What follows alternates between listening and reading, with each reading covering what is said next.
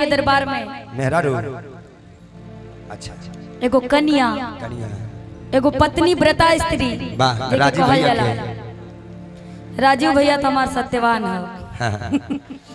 और सबसे बड़का सत्यवान है क्या नाम है, श्रवण भैया।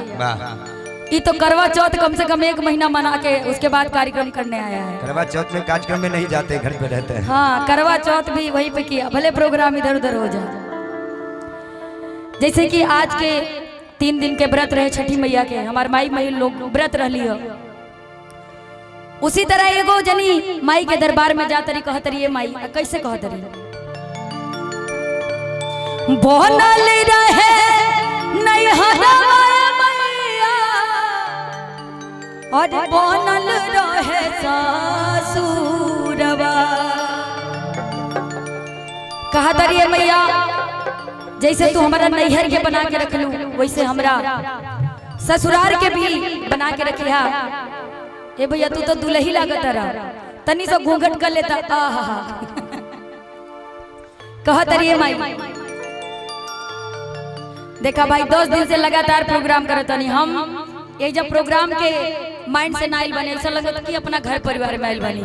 कोनो त्रुटि होई तो मैनेज करिया जा के बोनल रहे अरे नैहरा मैया अरे बोनल रहे सासुरवा अरे ओइसन बरवा दिहा तुए मैया सजल रहे से नूरवा अरे ओइसन बरवा दिहा तुए मैया सजल रहे से नूरवा बोनल रहे हरवा मैया बोनल रहे सासुरवा बोनल रहे नैहरा मैया बोनल रहे सासुरवा अरे ऐसन बरवा दिहा तुए मैया सजल रहे से नूरवा अरे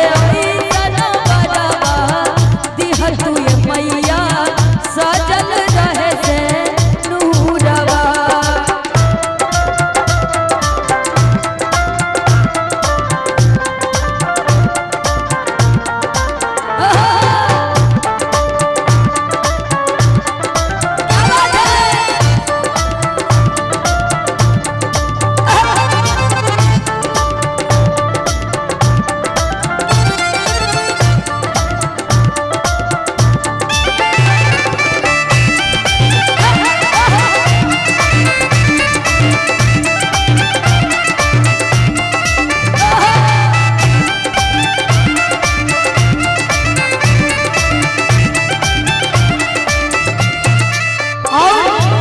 जितना हमारे माई बहन लोग होली मतलब जिनका शादी नहीं होता है, शादी होने वाला होता है तो माता रानी से एक ही चीज मांगती हैं।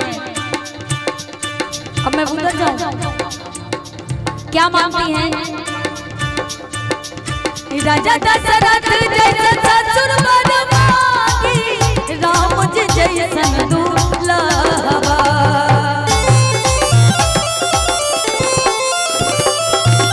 राजा दशरथ जैसन ससुर वर मांगी, राम जी जैसन दूल्हा।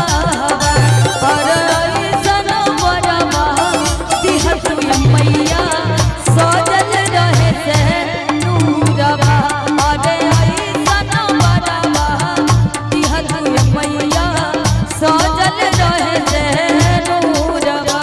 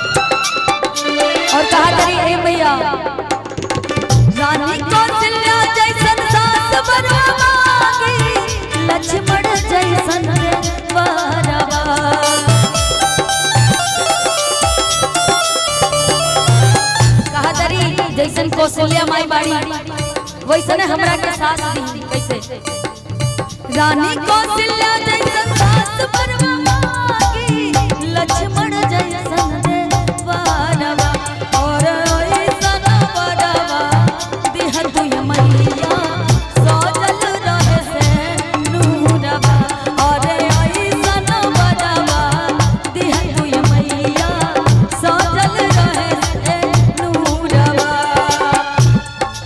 रुकिएगा थोड़ा सा। अच्छा भजन समझ में आ रहा है? किसको किसको आ रहा? हाथ उठा के बताइए तो जरा। पूरे पूरे हाथ सीधे सीधे।